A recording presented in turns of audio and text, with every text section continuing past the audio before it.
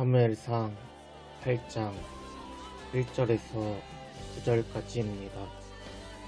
사무엘이 늙음에 그의 아들들을 이스라엘 사사로 삼으니 장자의 이름은 요엘이요 차자의 이름은 아비아라.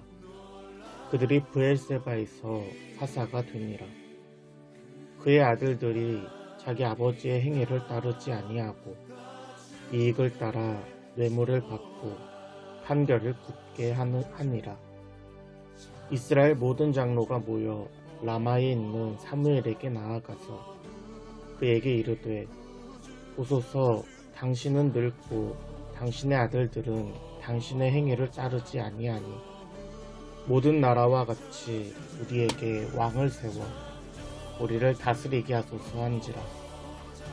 우리에게 왕을 주어 우리를 다스리게 하라 했을 때에 사무엘이 그것을 기뻐하지 아니하며 여호와께 기도하니 여호와께서 사무엘에게 이르시되, 백성이 내게 한 말을 다 들으라. 이는 그들이 너를 버림이 아니요 나를 버려 자기들의 왕이 되지 못하게 함이니라. 내가 그들을 애굽에서 인도하여 낸 날부터 오늘까지 그들이 모든 행사로 나를 버리고 나의 다른 신들을 섬김같이 내게도 그리하는도다. 그러므로 그들의 말을 듣되 너는 그들에게 엄히 경고하고 그들을 다스릴 왕의 제도를 가르치라. 아멘.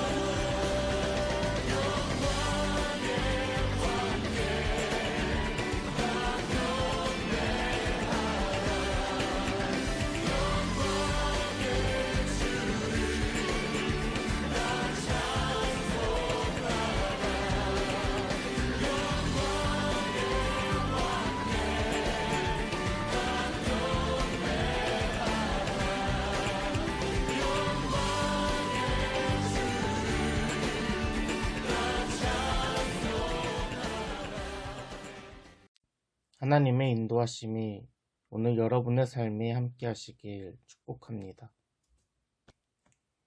사사시대의 특징 중 하나는 이스라엘의 믿음이 변한다는 것입니다. 어느 때에는 하나님을 떠나 우상을 숭배하다가 심판을 받습니다. 또 어느 때는 이스라엘 민족이 회개하고 돌아와서 하나님의 구원을 받고 평화를 누립니다. 그러다가 또 어느 순간 하나님을 떠나 우상을 숭배하고 하나님의 심판을 받습니다. 우리가 보고 있는 사무엘상은 사사시대의 연장입니다. 어제 말씀에서 이스라엘은 하나님께 회개하며 돌아왔습니다. 이방신들과 아스다롯 우상을 제거하고 여호와만을 섬기기로 결단합니다. 온 이스라엘이 미스바에 모여 회개하며 하나님께 온전한 제사를 드릴 때 하나님의 도우심으로 블레셋을 막고 빼앗긴 땅도 회복하였습니다. 이스라엘이 하나님께 돌아올 때 이스라엘은 평화를 회복하였습니다. 그런데 오늘 본문인 사무엘장 8장은 이스라엘의 믿음이 또 변하게 됩니다. 오늘 본문 1절입니다. 사무엘이 늙음에 그의 아들들을 이스라엘 사사로 삼으니. 아멘. 이스라엘의 마지막 사사인 사무엘도 나이가 들고 늙게 되었습니다. 사람은 누구나 나이가 들고 늙기 마련입니다. 그러나 중요한 것은 어떻게 늙느냐에 있습니다. 사무엘 앞에 있던 엘리는 98세 나이에 눈이 어두워 보지 못한다고 소개합니다. 늙어서 눈이 어두울 수도 있지만 성경에서 눈이 어둡다라는 것은 영적인 어두움도 포함하고 있습니다. 엘리뿐만 아니라 성경에서는 종종 늙으면서 눈이 어두워지는 사람들을 소개합니다. 창세기 27장에서 이삭은 나이가 들고 눈이 어두워졌습니다. 이미 하나님께서 에서와 야곱이 태중에 있을 때에 큰 자가 작은 자를 섬길 것이다 라고 말씀하셨지만 이삭은 이것을 잊어버리고 장자인 에서에게 축복을 주려고 하였습니다. 그렇다고 모든 사람이 늙어서 눈이 어두워지는 것은 아닙니다. 모세는 나이 120세에 죽을 때까지 눈이 흐리지 않고 기력도 쇠하지 않았습니다. 또한 갈렙은 80이 넘는 나이에 가데스 바네아를 약속으로 받고 그 땅을 믿음으로 정복하였습니다. 이스라엘의 말씀이 희귀해질 때 사사로 또 선지자로 세움받은 사무엘도 이제 나이가 많아 늙게 되었습니다. 과연 사무엘의 끝은 어땠을까요? 오늘 본문 1절을 다시 읽어드리겠습니다. 사무엘이 늙음에 그의 아들들을 이스라엘 사사로 삼으니. 아멘. 사사시대의 특징 중 또 다른 하나는 믿음이 다음 세대로 전해지지 않는다는 것입니다. 여호수아와 그와 함께 했던 장로들이 죽고 이스라엘의 다음 세대는 다른 세대가 세워졌습니다.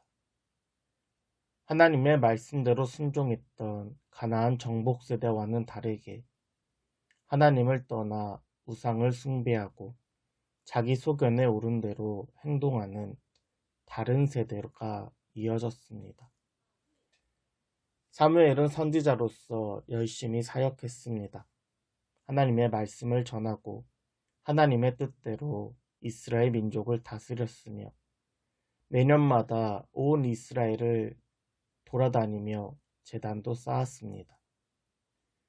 그런 사무엘이 늙자 그의 아들들이 사사로 세워졌습니다. 이스라엘의 사사는 세습되지 않고 하나님이 부르시고 세우시는 자리입니다. 그러나 늙은 사무엘은 자신의 아들들을 사사로 세웠습니다.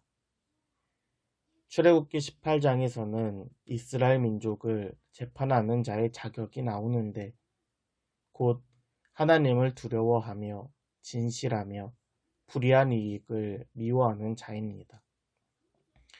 그러나 사무엘은 자신의 아들을 사사로 세우고 이스라엘을 재판하도록 하였습니다.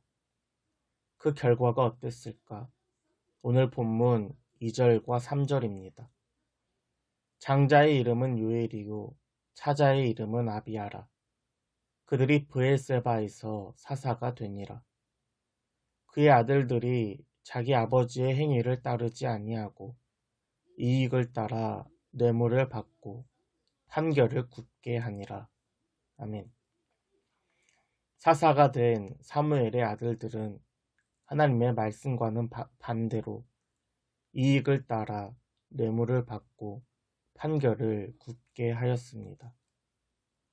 이는 엘리의 아들들과 매우 비슷합니다.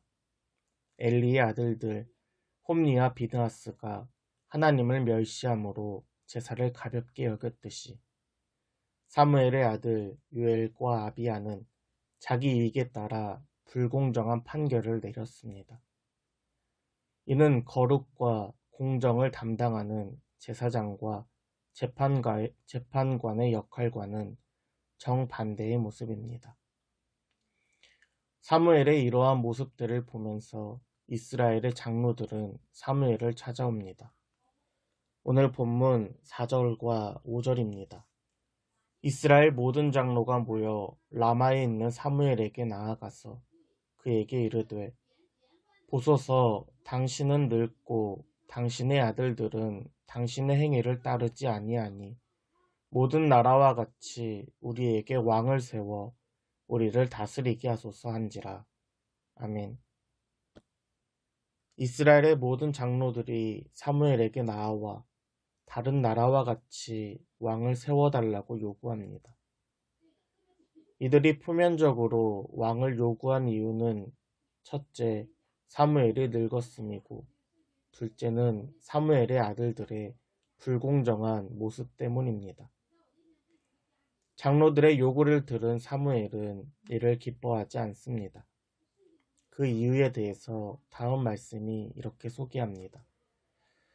우리에게 왕을 주어 우리를 다스리게 하라 했을 때에 사무엘이 그것을 기뻐하지 아니하며 여호와께 기도하매 여호와께서 사무엘에게 이르시되 백성이 내게 한 말을 다 들으라. 이는 그들이 너를 버림이 아니요 나를 버려 자기들의 왕이 되지 못하게 함이니라. 내가 그들을 애굽에서 인도하여 낸 날부터 오늘까지 그들이 모든 행사로 나를 버리고 다른 신들을 섬김같이 내게도 그러하는도다. 아멘. 출애굽 때부터 이스라엘의 왕은 하나님이십니다. 하나님과 이스라엘의 관계는 나는 너희 하나님, 너희는 나의 백성과 같은 왕과 백성의 관계입니다. 하나님 나라의 백성으로서 이스라엘은 하나님이 주신 율법을 지켜야 합니다. 그러나 사사 때부터 이스라엘은 하나님을 떠나 악을 행하고 결국 자기 소견이 옳은 대로 행동하였습니다. 이스라엘의 왕이 없다는 것은 왕정시대가 아니라는 것이 아니라 이스라엘 백성이 자신의 왕이신 하나님을 인정하지 않고 버렸기 때문입니다. 이스라엘은 끝까지 하나님을 왕으로 인정하지 않고 결국 왕까지 요구하는 데 이릅니다. 오늘 말씀 9절입니다. 그러므로 그들의 말을 듣되 너는 그들을 엄히 경고하고 그들을 다스릴 왕의 제도를 가르치라. 아멘. 하나님께서는 사무엘에게 왕정 제도 때에 발생하는 문제점에 대해서 가르치라고 말씀하십니다. 오늘 읽지는 않았지만 8장에 등장하는 왕정 시대에는 당시 이스라엘 주변에 있던 모압, 에돔, 암몬과 같은 나라에서 이미 하고 있는 왕정 제도를 의미합니다. 이는 절대적인 권력을 가진 왕 한 사람이 나라를 다스리는 제도로 왕의 강력한 지도력이라는 장점이 있지만 동시에 징병과 징집제도, 과세, 착취, 땅을 빼앗기는 등의 문제가 있습니다. 사무엘은 하나님의 말씀대로 이스라엘 민족에게 이 왕정제도에 대해 가르칩니다. 그러나 이스라엘의 반응은 다음과 같습니다. 오늘 본문 19절과 20절입니다. 백성이 사무엘 말 듣기를 거절하여 이르되 아니로소이다. 우리도 우리 왕이 있어야 하리니 우리도 다른 나라들 같이 되어 우리의 왕이 우리를 다스리며 우리 앞에 나아가서 우리의 싸움을 싸워야 할 것이니라 하는지라. 아멘. 우리의 왕이 나가서 싸움을 싸워야 할 것이다. 이스라엘이 그토록 왕을 바라던 진짜 이유가 바로 여기 있습니다. 이스라엘은 전쟁터에 나가 싸울 왕을 구하는 것입니다. 사실 이스라엘을 위하여 싸우시고 계시는 분이 바로 하나님이십니다. 이것을 잘 보여주는 것이 바로 에베네셀입니다. 이스라엘이 하나님께 돌아올 때 하나님께서는 블레셋을 막고 땅을 도로 찾았으며 평화도 주셨습니다. 그러나 이스라엘은 이를 인정하지 않고 오히려 왕을 달라고 떼를 쓰고 있습니다. 사랑하는 여러분, 이스라엘은 떼를 쓴 결과 결국 왕을 얻어냅니다. 하나님께서는 이미 신명기 말씀에서 왕정을 계획해 놓으셨습니다. 그러나 이스라엘 백성은 이러한 하나님의 뜻과 계획은 아랑곳하지 않고 우리를 위하여 싸울 왕, 자기가 원하는 것만 구하였습니다. 그 결과는 앞으로 우리가 말씀을 통하여서 확인하게 될 것입니다. 사랑하는 여러분, 여러분에게 왕은 누구이십니까? 또 왕이신 하나님과의 관계는 어떻습니까? 지금 왕이신 먼저 그의 나라와 그의 뜻을 구하고 계십니까? 아니면 내 원대로 이루어지기 위해 때를 쓰고 계시지는 않습니까? 삶 속에서 하나님이 왕 되시며 하나님의 뜻을 이루어가는 여러분들에게 주님이 주시는 복이 가득한 하루 되길 주님의 이름으로 축복합니다.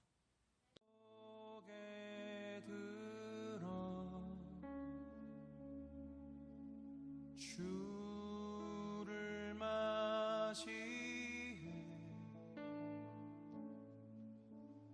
엎드리어 경배하며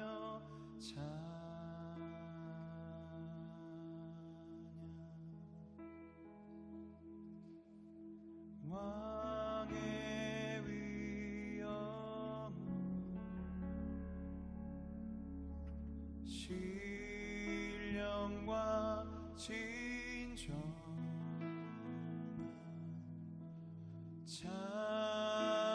찬양으로 영광 돌려 만왕의 왕께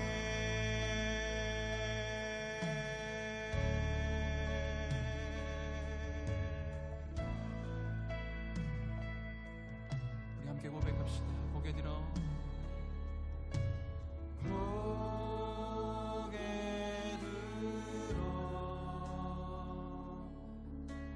주를 맞이해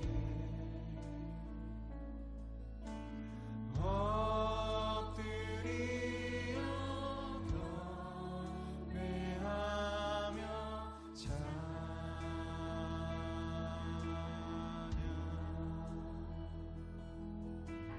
왕의 위엄